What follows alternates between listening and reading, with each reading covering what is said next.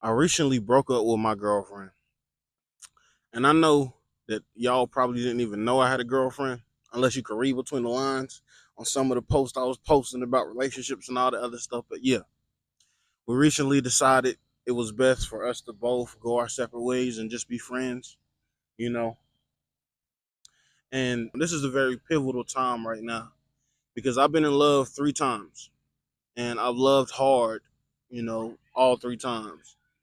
I've truly cared for all of my relationships. I've never cheated on any girl, no matter how any of my exes may feel about that statement or whatever. I truly have been who I said I would for the most part. You know what I'm saying, when it comes to relationships, even though we all change, we all grow, we all maybe want something different, and that's okay.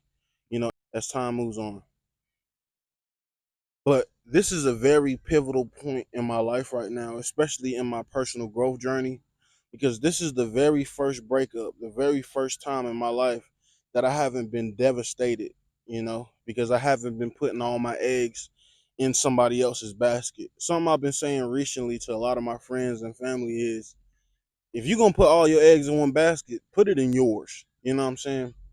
And that's not saying, like I said, I wasn't committed or I didn't care, with my last relationship, but that's saying that I was never going to allow that relationship or any other future relationship, especially romantically, to have the power over me to devastate me. And this is a very pivotal point because in the past, I've allowed heartbreak to devastate me. And the reason why I allowed that is because I put too much of my identity in that other person. So whenever they chose to leave or I chose to leave, I didn't know what to do. I didn't know who I was anymore because I built my identity around them. I put my essence, I put all my eggs in that basket. If you're gonna put all your eggs in one basket, put it in your basket. And I believe that to the fullest extent. Especially when we talk about emotionally. I'm not talking about financially or anything of that nature, but especially when we talk about emotionally, spiritually, you know, or even physically. It's like, yo, put your eggs in your basket. If you make sure your cup is always full, you're never gonna be at a deficit. You're never going to be out begging for water under whatever terms and conditions somebody else sets. You set the terms and conditions, And I say all that to say I've been nourishing myself, I've been loving myself. And this isn't the denial phase that I used to go through. Like, this is really a calm, peaceful phase. Like, I'm not obsessing about my ex. I'm not fucking looking at her page. I decided for me right now, or at least for this moment, it'll be best just to cut off all communication. I didn't block her number, but I blocked her on all social media. I don't want her to see my page. I don't want to see her page. I don't want to backpedal. I don't want to just look and be like, oh, what could have been? Because I'm really not on that. Because I truly love myself and I'm nourishing myself and I'm meditating and I'm being there for myself and I'm giving myself these daily affirmations, as often as I remember to. And I'm really feeling good. And like I said, this isn't like the denial that I used to go through. Oh man, fuck that bitch. I don't need a bitch. No, I don't feel like that. I'm super ready and willing and open, to find other romantic relationships right now or in the future. My heart is still open for love. I'm still open and willing, to find someone else. And I'm not putting myself through that probationary period that we all do sometimes. Whenever love don't go right, we say, "Oh fuck love, I'm just gonna focus on me." But the thing is, I am gonna focus on me. But I have been focusing on me throughout this entire relationship, with me and my ex. It didn't last super long. It was only for a couple months, but that I don't even say trial experience, but it kind of was a trial experience for me to put all that I've been learning when it comes to self love, when it comes to self nourishment, into that person. Like I've heard so many times from her, and I've never been truly loved. She also told me, um, this is what unconditional love feels like. This is what it should be. And I've almost given up on love. And I feel like not only my ex, but a lot of other people have had the similar or the same sentiments. When love or when a relationship doesn't go exactly how we predicted it, how we wanted it to go, we can just say, "Oh, fuck everybody else," or "These niggas ain't shit, these bitches ain't shit," and it's like, nah, I'm truly not doing that. And it feels good to just slow down and nourish myself and still give time to my friends, still give time to myself, still give time to my family, and not shut everybody out and just hurt myself emotionally and just be filled with emotional poison over and over and over and over again and just become bitter, you know? And the reason why we broke up is because we kept triggering each other. And I don't ever want to get to the point where we call each other out our names. So I'm the type of person, or I was that type of person in my last relationship to say, hey, I'm feeling a lot of stress on my end and I don't want to take it out on you. So let's just take some time apart. And I was doing that more than she would like, so she was unsure a lot of the relationship. Um, Not that it was all bad, I think that's some a lot of people do. Whenever you get our relationship, we could just paint it as all good or all bad.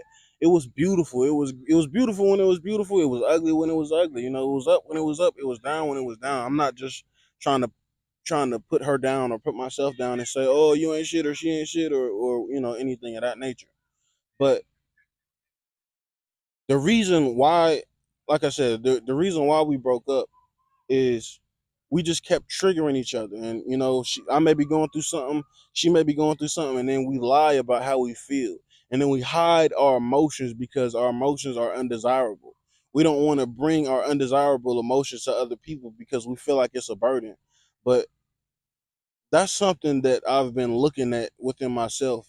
Like even when I watch certain podcasts and there's like heated debates, I can feel myself. I was doing it earlier today. I can feel myself getting too emotionally attached to that situation and being like, hold up, let me identify this emotion. Why am I getting worked up over a conversation with strangers who I've never met? And even if I have met them, like just like I said in a relationship, like that was a point of contention with me too, to want to express my feelings, to want to express me being upset, and she was more of the type like all of us can be, to shut down completely and not even address any of the things that there's an issue with. And I understand that and I respect her point of view on that, and I can't be upset about it. She was a great lover, I was a great lover. We had I told the last thing I texted her was, you know she said, I gave her the option. I was like, hey, we can just be friends right now. We don't even got to do the relationship thing right now. And she decided to do that. And I said, cool. And I just took that time, and even up to now, and probably even way after this video, I'm taking this time to just focus on me and not even give that really any thought. Because truly, there isn't anything to think about. We tried and we tried our best, man. We tried our best, and what more can you really ask for? You know, I guess in a different world, I would like somebody who would stick with me through all my dark times, and vice versa. I would like to be that person for somebody else. But hey, maybe in the future, we will figure that out. If I find somebody else, cool. If I don't find somebody else, that's fine too. I'm gonna be happy and I'm gonna be at peace regardless. And that's really been the centerpiece of this whole thing with me, watching myself, watching my emotions, watching how I'm treating others based on how, you know, me and her relationship ended, or even when we were in a relationship. Whenever we're beefing, whenever we're on bad terms, I'm watching myself more. I'm watching my actions. I'm watching what emotions that I'm indulging in more. You feel me? And that showed me that I still have a lot of area to grow in when it comes to attaching myself to other people. And when you attach yourself to other people, you can get, you know possessive of other people. Oh, you're mine, or I'm yours, or that pussy mine, that dick mine, all the other shit. That stuff of that nature. But that's something I realized within myself that I'm going to continue to work on. Whether it's me listening to a podcast and getting too attached to a point of view, and then getting angry at somebody else's point of view. But now I look at it like, this is your point of view. Even if I don't agree, even if that's something I wouldn't do, I'm not gonna judge you for it. I'm not gonna blame you for it. And I'm really glad that my past relationship has really helped me see that. And I hope that, she takes a lot of the conversations that we had, in private, and she takes them with her throughout her life, and it really affects her positively. But I just think it's very important. It's very important for us to know how to deal with pain.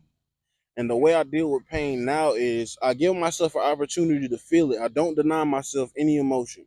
Even if that emotion is the most uncomfortable, I allow myself to feel it, but I don't allow myself to wallow in it if it's negative. I'm not going to be upset the next 2 hours, the next 3 hours about something that happened in the past, even if it was earlier today or a couple days ago or so on and so forth. So I'm gonna just end it on this. I'm very proud of myself, and I'm gonna pat myself on the back, and you should pat yourself on the back just cause. But I'm very proud of myself of because of how I'm handling this. Like I'm egoless when it comes to this. I'm egoless when it comes to this breakup. I'm not relying on my ego. I'm not relying on bitter emotions to guide me, and then I wallow in that for months and months and months until I finally give myself the opportunity to be free. But now it's like, no, I'm free right now, and I've been free throughout the whole relationship, and that's why it's been so easy for me to love her, unconditionally. When I loved her, I still love her, and if by chance she watches this video, I still love you. It ain't no hard feelings, but hopefully we can both learn and grow and be what we need individually before we even come into a new relationship, whether that be with each other in the future or with other partners, either way. But yeah, I just felt like I needed to say that. It wasn't on my chest heavy, but it's something that I've been thinking about, and going through. And I'm just proud of myself for the way I'm handling it, especially compared to how I used to handle it. I'm proud of myself for real.